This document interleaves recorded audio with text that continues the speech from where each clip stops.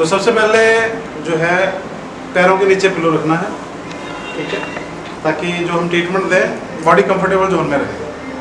उसके बाद हमने ये जहाँ बेल्ट बांधते हैं यहाँ से लेके घुटने तक इसके 6 स्टेप बनाने हैं और 6 सेकंड के लिए इसको हमने प्रेशर देना है। यहाँ से यहाँ तक इसके 6 स्टेप बनाने, 1 2 3 4 5 6, ठीक है जी। और उसके बाद हाथ क्रॉस करके हमने ये जो यहाँ की जो मांसपेशियाँ हैं इसको थोड़ा सा अंदर की तरफ खींच के, अंदर की तरफ से खींच के यहाँ पे 6 सेकंड के लिए होल्ड करना है। 1 2 3 4 5 6। उसके बाद थोड़ा नीचे, 1 2 3 4 5 6। उसके बाद थोड़ा थोड़ा नीचे करके यहाँ पे हमने 6 सेकंड के लिए देना है। 3 पॉइंट हो गए। थोड़ा सा और नीचे, यहाँ 6 सेकंड के लिए देना है। उसके बाद थोड़ा सा और नीचे, यहाँ 6 सेकंड के लिए देना है।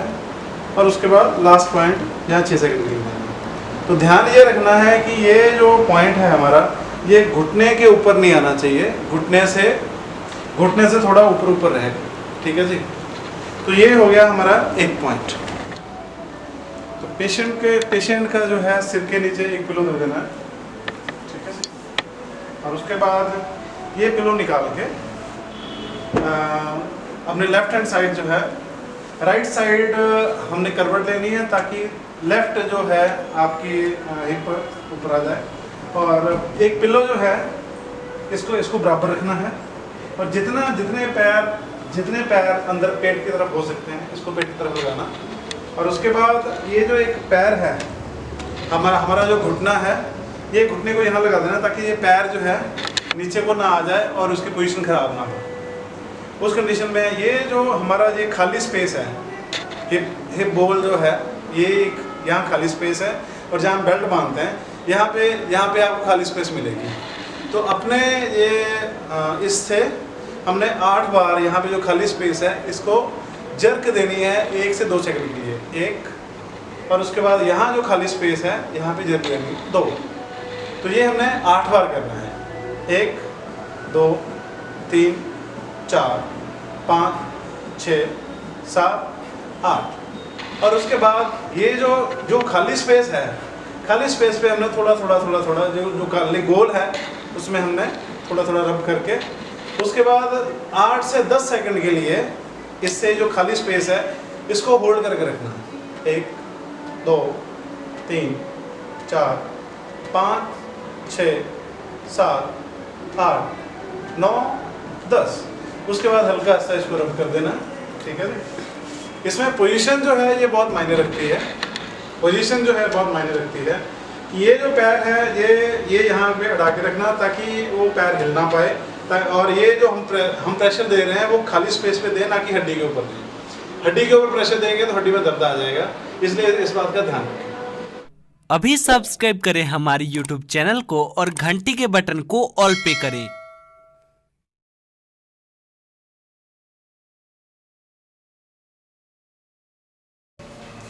मैं रामगोपाल परिहार।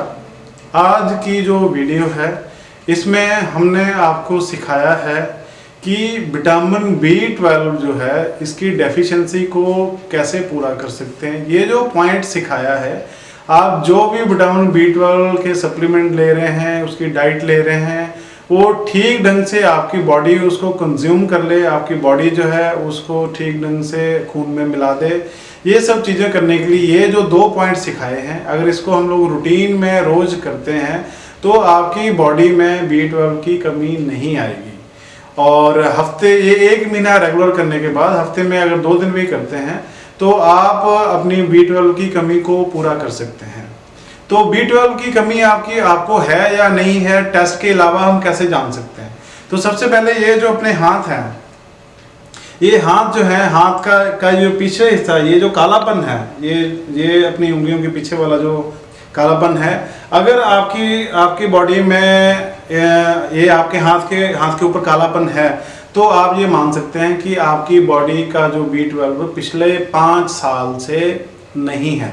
क्योंकि B12 एक ऐसा विटामिन है जो हमारा जो जो शरीर है, ये 5 साल का कोटा जो है हमारे शरीर में पूरा करके रखता है। तो हम बार बार B12 की इंजेक्शन लेते हैं, बार बार हम लोग B12 की डाइट लेते हैं, हम लोग सप्लीमेंट लेते हैं। तो जो बार बार लेने के बाद 2 महीने 3 महीने के बाद फिर हम टेस्ट करवाते हैं, तो हमें ये लगता है कि हमारा B12 जो पहले कम था वो पूरा हो गया, और उसके बाद 3 महीने के बाद फिर जो है कम हो गया। तो ये जो बार बार ऊपर नीचे होता है, जब ये आप थेरेपी लेंगे, आप देखेंगे कि आपका B12 का लेवल जो है एक तो जल्दी पूरा हो जाएगा और लॉन्ग टाइम के लिए पूरा रहेगा, क्योंकि हमारी बॉडी जो है B12 को स्टोर करती है। आमतौर पे हमारी ये धारणा है कि विटामिन B12 जो है नेचुरल सोर्सेज से नहीं मिलता। हम लोग डॉक्टर के पास जाते हैं तो वो हमें ज़्यादातर चीज़ें जो है नॉन वेज खाने के लिए बोलते हैं। अगर हम ध्यान दें तो हमारे आसपास में बहुत सारी ऐसी चीज़ें हैं जो इस कमी को नेचुरली पूरा करती हैं। तो सबसे पहले है मशरूम।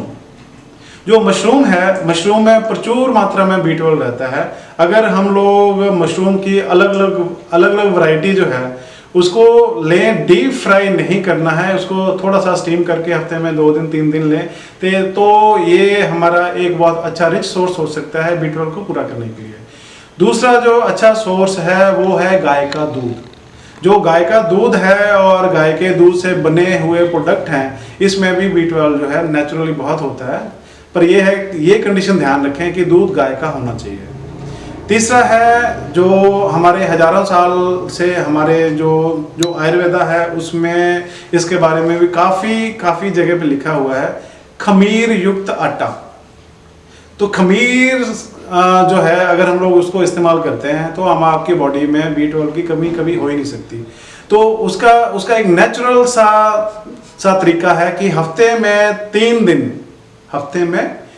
दिन कम से कम जो हम घर में आटा गूंथते हैं, उस आटे में 1 कटोरी दही जो है, दही को साथ में गूंथ लेना है, और साथ में गूंथने के बाद उस आटे को 4 से 5 घंटे के लिए छोड़ देना है। तो 4 से 5 घंटे के लिए छोड़ेंगे तो वो आटे का साइज बढ़ जाएगा और उसमें खमीर पैदा हो जाएगा, थोड़ी सी खटास आएगी। ये खटास जो है B12 की मात्रा बढ़ने की वजह से होती है, और इसकी रोटी भी जो है वो बहुत अच्छी बनती है। तो हमें इसकी रोटी जो है हफ्ते में 2 से 3 दिन अगर रूटीन में खाते हैं तो हमारा B12 का जो सोर्स है ये कभी ख़त्म नहीं होगा। और एक जो सबसे बड़ा जो चावल है, चावल हमारे लगभग देश भर में सभी जगह पे खाया जाता है।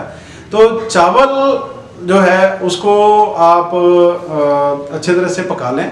पकाने के बाद उस चावल को रात को पानी में डाल के, पके हुए चावल को ताज़े पानी में डाल के उसको छोड़ दें, और छोड़ने के बाद वो जो चावल है, चावल में खमीर पैदा हो जाता है। तो मॉर्निंग में उठ के उसका जो पानी है उसको निकाल दें। निकालने के बाद उसमें दही मिला के आप उस चावल को खाते हैं तो भी आपका नेचुरली B12 पूरा हो जाएगा। ये जो मैंने छोटी छोटी चीज़ें बताई हैं, ये कम से कम 3 महीने करें। आपको पहले महीने में ही इसके चेंजेस दिखने शुरू हो जाएंगे, पर अगर हम लगातार इसको 3 महीने करते हैं, और आप करने से पहले अगर चेक करना चाहते हैं तो आप अपना खून की जाँच करवा लें। पहले की B12 की रिपोर्ट देखें और बाद की रिपोर्ट देखें, आपकी B12 की मात्रा जो है पूरी हो जाएगी। और जो आपको ट्रीटमेंट सिखाया गया है, इसको इन दिनों में अगर आप रोज़ करते हैं तो B12 का जो अब्जॉर्ब होना चाहिए आपकी बॉडी में वो ठीक ढंग से होगा। तो B12 की कमी से बहुत सारी चीज़ें जो हैं हमारे शरीर में ना चाहते हुए भी वो अपना घर कर जाती हैं। जैसे हमारे हाथ पैरों का सुन्न होना, हमारे नर्व के साथ रिलेटेड मल्टीपल प्रॉब्लम्स होना, ब्रेन के साथ रिलेटेड प्रॉब्लम्स होना, आपका जो खून है, खून का ना बनना, कई तरीके की चीज़ें होती हैं जो आपके जाने अनजाने, जो आप जिस डिजीज़ के साथ सफ़र कर रहे हैं आपको उसके बारे में जानकारी नहीं होती। अगर आप चाहते हैं कि आपका ठीक ढंग से डायग्नोज हो जाए और आपने सब तरीके से अपना इलाज करवा लिया और आपको कोई रिजल्ट नहीं मिल रहा, तो नीचे दिए गए फ़ोन नंबर पे या हमारी वेबसाइट पे हमसे संपर्क करें। हम आपका ठीक ढंग से डायग्नोज करके आपको एक प्लान दे देंगे जिससे आप हमेशा के लिए हेल्दी हो पाएंगे। धन्यवाद। ज्यादा जानकारी के लिए आप हमें दिए गए नंबर पे कॉल या व्हाट्सएप कर सकते हैं। और अगर आप जालंधर या पंजाब से हैं तो हमारे दिए गए एड्रेस पे विजिट भी कर सकते हैं।